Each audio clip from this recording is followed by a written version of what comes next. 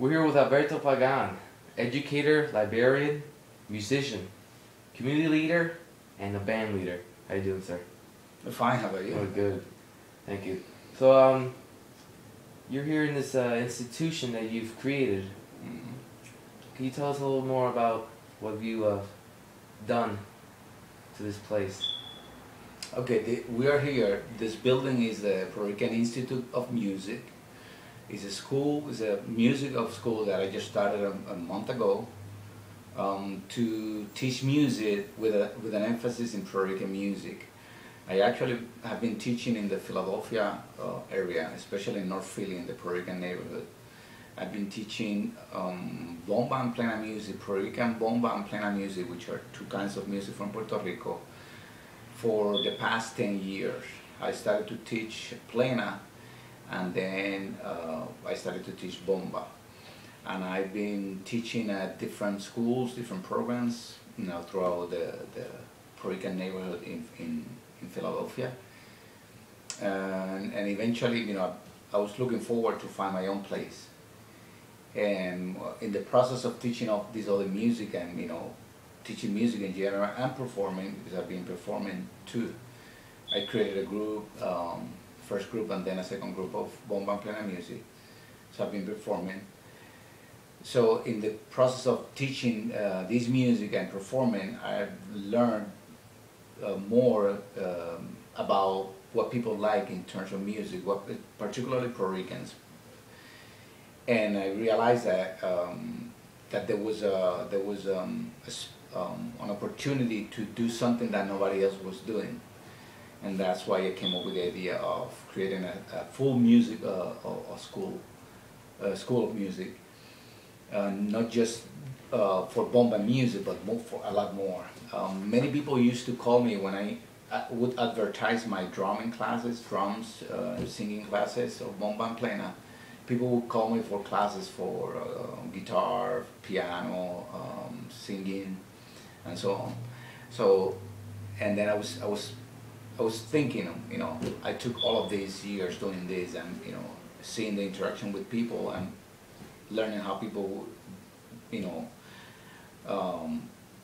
what people were interested on, and then came up with the idea of doing a full school. So, would you say that this is spreading the Puerto Rican lifestyle, the culture, the music out into the community more?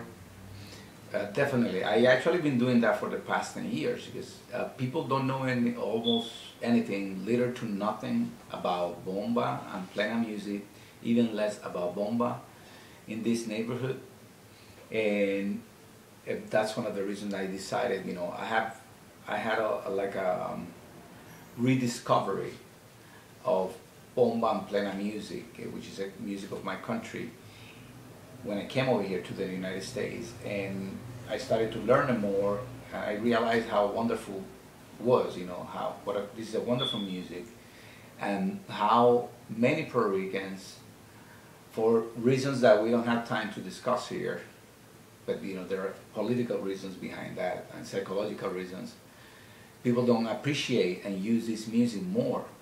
Puerto Ricans tend to do more music from other people than their own music, which is unfortunate.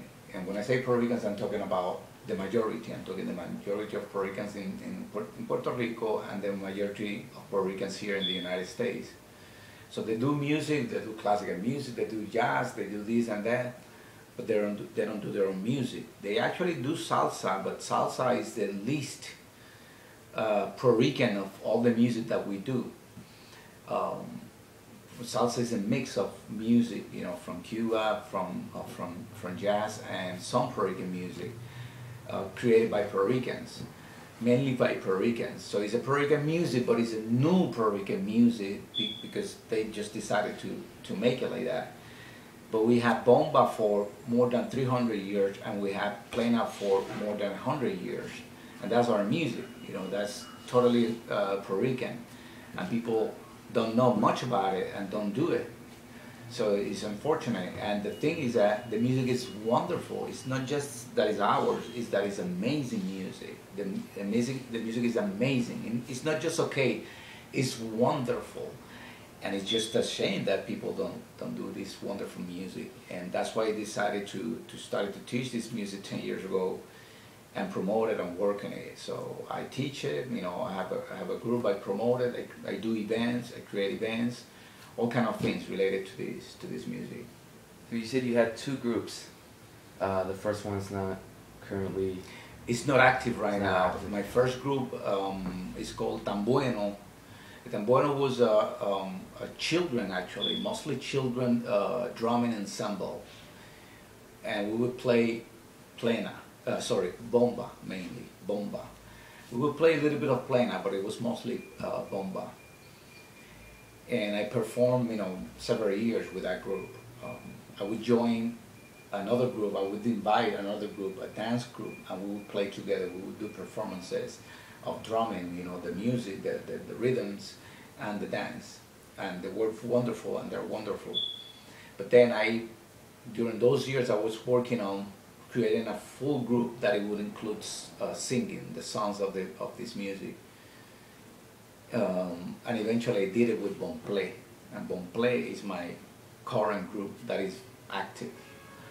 And we do singing, music, which is mainly drumming, and dance of bomba and plena music, both, which is difficult. You know, most groups are either bomba groups or plena groups.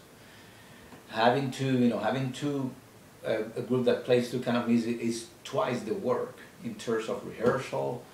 If I get students to eventually join the group when they're prepared, then it's twice the work too. I have to teach two kind of music. So it's actually very difficult in a place, you know, that most people don't know about this music. So I have to teach everything about it, from the history, the rhythms, the songs, everything.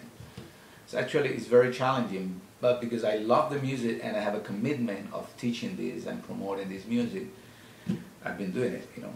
I've found the energy to do it.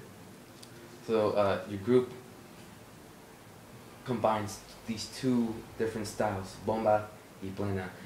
Not combine. It doesn't combine. Play both. Play both. So how would you describe to a group who doesn't know these two types? Mm-hmm. How would you split them apart? How would you tell that this is this and this is that? Later on, I could actually show you a little bit of that. I could actually, I didn't think about this before, but I could play a little bit. You know, when we go to the classroom, you know, the drum, percussion classroom, one of the classrooms, I could actually play a little bit at bomba and sing a little bit, so you get to see the singing and how it sounds and the drums, and the same thing with the plena. But briefly, both bomba and plena are two music styles that are rhythmical. They are the core of the rhythms of the music of these two kind of music is the rhythms, and both are played with drums. That means, you know, both are played with percussion instruments. But the percussion instruments of each one are different, and the rhythms themselves are different. Otherwise, you know, they would be the same thing. So, plena, bomba, the drums of bomba, the main drum of bomba is a standing drum similar to a conga. That is called barril. And to have a bomba, full bomba, you know, performance, you need at least two drums, two barriles, to play the actual bomba. And then you have a qua, which is another percussion instrument, and you have maraca. So to have a bomba, full bomba music, rhythm, you need to have those three instruments. You should have those three instruments. The minimum would be the drum per se, which is the main thing, but you know, the other instruments give more color and richness to the music here. So you should have the three of them. The barril, which is the drum, the standing drum, the qua, and the maraca. And you get to see that later. If we have time, I can show you a little bit of the others. In plena, you have hand drums, a hand drum called pandero. And that hand drum is similar, if we look at it, it's similar to a tambourine. It's like a far cousin of the tambourine. but it doesn't have those things that that make